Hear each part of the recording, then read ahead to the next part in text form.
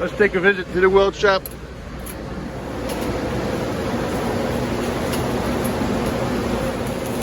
All right, here we got a student practicing his horizontal T-joint. Now student's working on it. Overhead. What's he working on here? He's doing a vertical up. All right.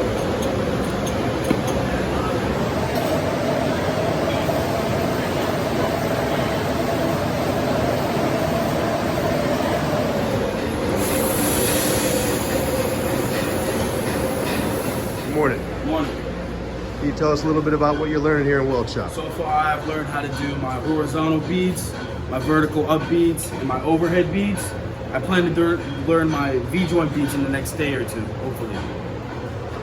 Nice, thanks for sharing. Thank you. The Weld Shop is teaching a skill that complements his education in his particular shop, as well as making him a more well-rounded tradesman. Thanks for joining us today in the Weld Shop.